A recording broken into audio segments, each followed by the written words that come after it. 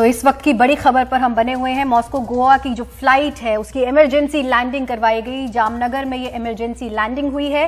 विमान में बम होने की खबर आई थी, जिसके बाद इस फ्लाइट को जामनगर में लैंड करवाया गया। आपको बता दें, राहत की बात यह है कि सभी 244 लोगों को सुरक्षित उतार लिया गया है। बम निरोधक दस्ता भी जो है वो एयरपोर्ट पर मौजूद है। आइसोलेशन वे में इस एयरक्राफ्ट को फिलहाल के लिए रखा गया है और आगे की कार्रवाई हो रही है। करीब 10 बजे ये कॉल आया था, जिसके बाद जामनगर में इस फ्लाइट की इमरजेंसी लैंडिंग करवानी पड़ी थी।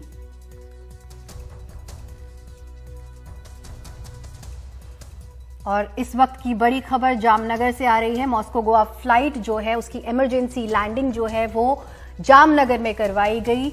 गोवा एटीसी को करीब 10 बजे एक कॉल आता है, जिसमें ये बताया जाता है कि फ्लाइट में बम है, जिसके बाद ये आगे की कार्रवाई की जाती है। फ्लाइट को जामनगर लैंड करवाया जाता है विमान में बम होने की खबर के बाद। राहत की बात यह है कि सभी 244 लोगों को सुरक्षित उतार लिया गया है।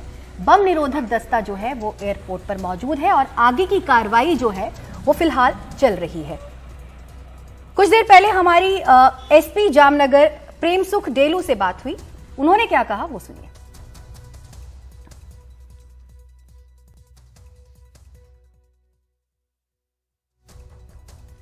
तैयारियां की जा रही हैं। एक बड़ी खबर आ रही है, हालांकि सुनने में यही है कि 244 लोगों को सुरक्षित उतार लिया गया है और आगे की कार्रवाई इस वक्त जो है वो चल रही है।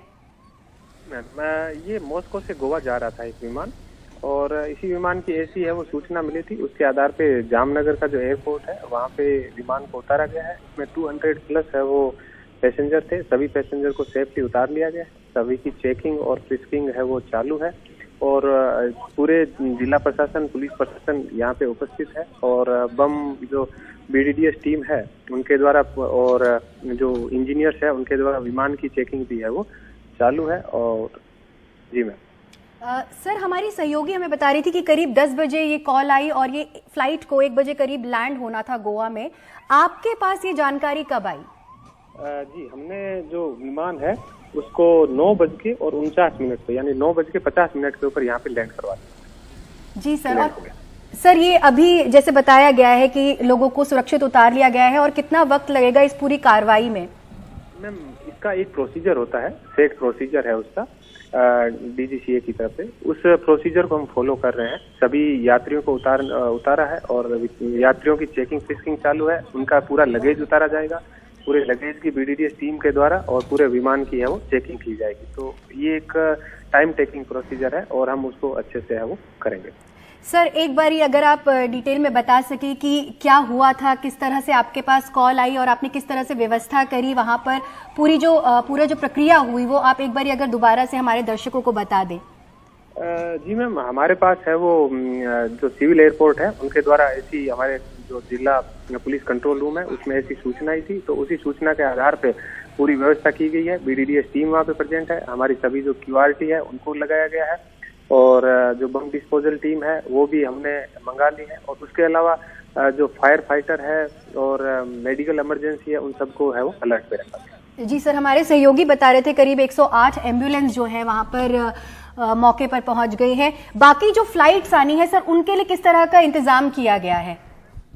का जो एयरपोर्ट है उनके ऊपर नॉर्मली 3 फ्लाइट होती है, मुंबई, बेंगलोर और हैदराबाद। तो ऐसा ये रश वाला है एयरपोर्ट में।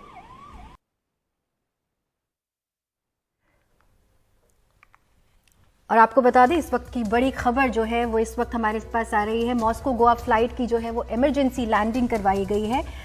जामनगर में इमरजेंसी लैंडिंग करवाई गई है। ये फ्लाइट जो है मॉस्को से गोवा जानी थी, लेकिन गोवा ATC को एक कॉल आता है जिसमें बताया जाता है कि फ्लाइट में बॉम्ब है, जिसके बाद इस फ्लाइट को डाइवर्ट कर दिया जाता है और उसको जामनगर में इसकी इमरजेंसी लैंडिंग होती है। सभी 244 लोग जो हैं उनको सुरक्षित उतार लिया गया है। ये राहत की खबर है। बम निरोधक दस्ता जो है वो एयरपोर्ट पर मौजूद है। आगे की कार्रवाई चल रही है। फायर फाइटर्स वहां मौजूद है। एम्बुलेंसेज, जैसा कि हमारे सहयोगी बता रहे थे, करीब 108 एम्बुलेंसेज भी मौके पर मौजूद हैं। इस एयरक्राफ्ट को फिलहाल आइसोलेशन वे में रखा गया है।